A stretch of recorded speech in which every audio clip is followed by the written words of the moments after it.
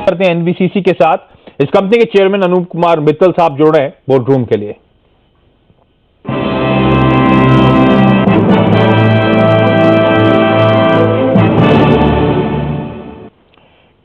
मित्तल साहब, बहुत बहुत धन्यवाद सीएनबीसी आवाज के लिए आज वक्त निकालने के लिए। सबसे पहले आप सबको रन थ्रू करा दूं, हम जिस क्वार्टरली नंबर्स Q4 के नंबर्स पे एनबीसीसी के मैनेजमेंट से बातचीत करने वाले हैं, कंसोलिडेटेड साल दर साल इन नंबर्स को मैं कंपेयर कर रहा हूं। आय में 26% और मुनाफे में 30% की बढ़त है और स्ट्रीट एस्टिमेट से नंबर्स आपको बेहतर नजर आएंगे। मित्तल साहब, सबसे पहले तो जो Q4 में मोमेंटम है वो ऑब्वियसली कंटिन्यू होता हुआ, आय और मुनाफे में अच्छा ट्रैक्शन है, वे अहेड ऑफ एस्टिमेट्स इस बार फिर से कंपनी ने नंबर्स घोषित करें, कहां से मदद मिली सर? देखिए, ये मदद मिली, एक तो रीडेवलपमेंट के कुछ प्रोजेक्ट थे जो शुरू हो गई। किदवई नगर जहां मैं बैठा हुआ हूं, उस प्रोजेक्ट ने रेवेन्यू देना शुरू कर दिया। Q3 से किया था, Q4 में काफ़ी रेवेन्यू दी है। और दूसरा, कुछ रियल इस्टेट में हमने कोई प्रॉपर्टी बेची है गवर्नमेंट के PSUs को, वहाँ से रेवेन्यू आई है। और ट्रेडिशनली Q4 हमारा हमेशा से एक अच्छा क्वार्टर रहता है, क्योंकि फाइनली जितने भी गवर्नमेंट डिपार्टमेंट्स हैं उनके फंड रिलीज होते हैं और कंस्ट्रक्शन में सबसे ज़्यादा एक्टिविटीज़ Q4 में होती है। इंटरेस्टिंगली मार्जिन्स में भी 300 बेसिस पॉइंट्स के आसपास के एक मार्क्ड इंप्रूवमेंट है। जो मार्जिन्स में एक्सपेंशन आ रहा है, कहां से मदद मिल रही है? क्या स्पेसिफिकली वो रियल एस्टेट डिवीजन से मदद आ रही है सर? बिल्कुल, रियल एस्टेट से आ रही है। पहले 3 क्वार्टर में उतना सेल नहीं हो पाई थी रियल एस्टेट के अंदर, लेकिन Q4 के अंदर रियल एस्टेट में सेल हुई है, वहीं से ये आपको सब कुछ दिख रहा है। अच्छा, ये मार्जिन्स में एक्सपेंशन रियल एस्टेट डिवीजन से आया, लेकिन दिक्कत की बात फिर वही दूसरी डिवीजन है आपकी प्रोजेक्ट मैनेजमेंट कंसल्टेंसी। मेरे ख्याल से 80% के आसपास के एनबीसीसी के रेवेन्यूज वहां से आते हैं और उस पॉकेट में मेरे ख्याल से मार्जिन्स में कॉन्ट्रैक्शन हुआ है सर, 110 बेसिस पॉइंट्स के आसपास का। क्या वजह रही और यहां पे क्या एक्सपेक्ट करूं मार्जिन्स की ट्रेजेक्टरी या आउटलुक? नहीं, ऐसा नहीं कह सकते कि वहाँ कंट्रैक्शन रहा है, वहाँ पर भी कुछ ना कुछ इंप्रूवमेंट हुई है। और जैसे मैंने कहा कि किदवई नगर से रेवेन्यू आना शुरू हो गया है। इस तरह के कुछ रीडेवलपमेंट प्रोजेक्ट हैं जो अब आप 15-16 में देखेंगे, आगे से इसके अंदर बहुत इंप्रूवमेंट मिलेगी आपको। अच्छा, एनबीसीसी के साथ इंटरेस्टिंग हाईलाइट है, जिस तरह से आप लगातार घोषणा भी करते रहते हैं, लगातार इस कंपनी को जो ऑर्डर्स बैग हो रहे हैं, एनबीसीसी की इस समय Q4 के एंड में या फाइनेंशियल ईयर के एंड में ऑर्डर बुक की स्थिति क्या है? और ज्यादा इंपॉर्टेंट भी मेरे लिए है कि किस तरह की डील पाइपलाइन यहां से नजर आ रही है सर? देखिए, जब फाइनेंशियल ईयर शुरू हुआ था तो हमारी आउटस्टैंडिंग ऑर्डर बुक 20,000 करोड़ थी।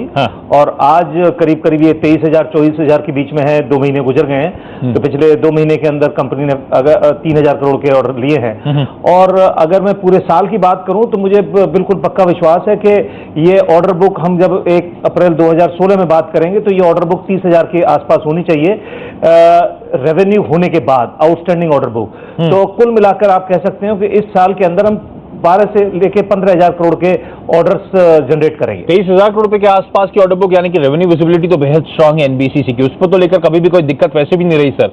तो ये जो बल्क ऑफ द ऑर्डर्स जो आप बैक कर रहे हैं, क्या एक्सपेक्ट करूं FY16 में ये फाइनेंशियल्स में रिफ्लेक्ट होते हुए नजर आएंगे या फिर FY17 ऑनवर्ड्स? बिल्कुल नहीं, 16 के अंदर होने शुरू हो जाएंगे। और 12,000 से 15,000 करोड़ के साल दर साल ये बढ़ते ही जाएंगे, क्योंकि जो हमारा रीडेवलपमेंट का मॉडल है वो सब जगह चल रहा है। अच्छा, रियल एस्टेट मेरे ख्याल से बड़ा थ्रस्ट एरिया है। आपने स्पेसिफिकली हाईलाइट भी करा था इससे पहले जब चर्चा हुई थी कि वहां पे एडिशनल कैश डिप्लॉयमेंट की भी कंपनी की योजना है। इस समय रियल एस्टेट का कंट्रीब्यूशन मेरे ख्याल से 15% के आसपास है। पहले तो वो आप बता दें कितना रियल एस्टेट का कंट्रीब्यूशन है, क्योंकि वो कंट्रीब्यूशन को इवेंचुअली एनबीसीसी चाहता था या आप चाहते थे कि कंट्रीब्यूशन इवेंचुअली बढ़े। इस टाइम पे क्या कंट्रीब्यूशन है, कितना डिप्लॉयमेंट की योजना है, क्या प्लान है और कहां तक इवेंचुअली ले जाएंगे सर?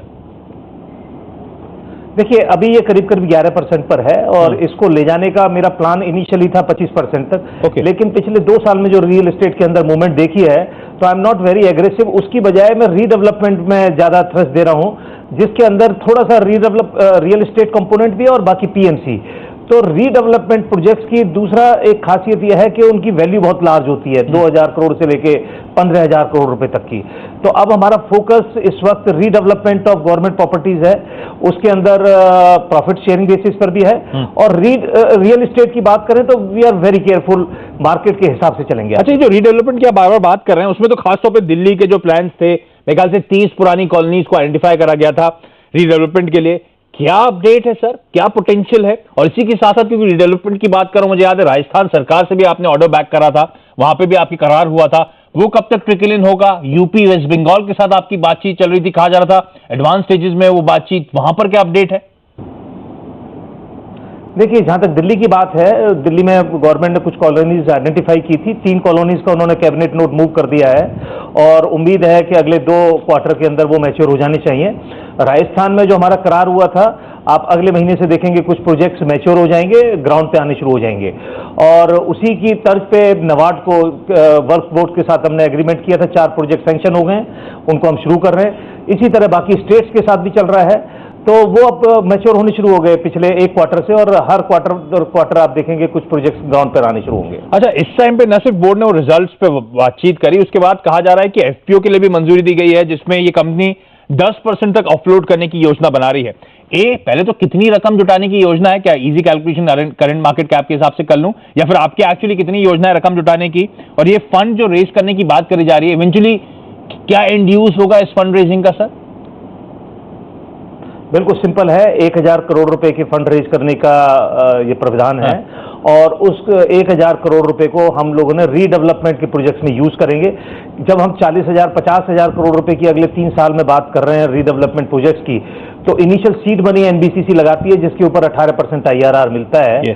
तो उसके लिए हमें 5 से 10% पैसा चाहिए, तो वो पैसा इस काम में ही लगेगा सिर्फ और उसके अंदर 18% IRR मिलेगी, तो ये विन विन सिचुएशन है सबके लिए। क्योंकि सरकारी कंपनियां तो ऑब्वियसली गवर्नमेंट ऑफ इंडिया का अप्रूवल लगेगा इस एफपीओ प्रोसेस के लिए। क्या वो फाइनल डिसीजन, क्योंकि उन्हीं के पास रेस्ट करता है, उनसे बातचीत हो गई है, उनसे हरी झंडी मिल गई है, और क्या सरकार भी यहाँ पे सब्सक्राइब करती हुई नजर आएगी? देखिए, जब कभी कंपनी कुछ काम करती है तो कहीं ना कहीं से पॉजिटिव इंडिकेशन के बाद ही करती है, तो वो सब बातचीत होने के बाद हमने इसे आगे बढ़ाया है और ये सारा पैसा हम इसी के अंदर लगाएंगे। और जहां तक गवर्नमेंट की अपनी इक्विटी डाइल्यूट करने का प्रोविजन है, वो अभी ऐसा कुछ सुना नहीं गया है, लेकिन हो सकता है कि गवर्नमेंट भी अपनी करे। लेकिन अभी हमारा थ्रस्ट है 1000 करोड़ रुपए एफपीओ के थ्रू कंपनी लेगी और जितने रीडेवलपमेंट के प्रोजेक्ट्स है उनके अंदर इस्तेमाल करेगी, क्योंकि कारण एक है कि गवर्नमेंट या स्टेट गवर्नमेंट किसी के पास पैसे की कमी है सबके पास, और अगर किसी कंपनी के पास मॉडल भी है और इनिशियल पैसा लगाने की ताकत है, तो इससे बढ़िया मॉडल किसी के लिए नहीं हो सकता। अच्छा, फाइनली FY15 के लिए अगर मैं सीऊं तो आपने रेवेन्यू गाइडेंस का टारगेट 4700 करोड़ रुपए का रखा था, जो आपने बखूबी मीट कर लिया है सर। FY16 के लिए क्या टारगेट्स हैं, क्या प्लान्स हैं, किस तरह की प्रॉफिटेबिलिटी मैं एक्सपेक्ट करूं इस कंपनी से? देखिए साहब, 5000 करोड़ का गवर्नमेंट का टारगेट है, लेकिन हमने टारगेट 6000 करोड़ का बनाया है और जो बिल्कुल मुझे लगता है कि कोई कारण नहीं है जो अचीव नहीं किया जा सकता। तो आप कह सकते हैं कि 25% की ग्रोथ टॉप लाइन और बॉटम लाइन दोनों में मैं उम्मीद करता हूं इस साल भी होगी। इंटरेस्टिंग। चलिए, तो मोमेंटम कंटिन्यू होता हुआ। मित्तल साहब, हमेशा की तरह CNBC आवाज के लिए वक्त निकालने के बहुत बहुत धन्यवाद। और इनफैक्ट स्टॉक भी पॉजिटिवली रिएक्ट करता हूं मित्तल साहब की बातचीत पे। 1-1.5% के आसपास की मजबूती के साथ आपको NBCC का शेयर कामकाज करता हुआ नजर आएगा। तो एक इंटरेस्टिंग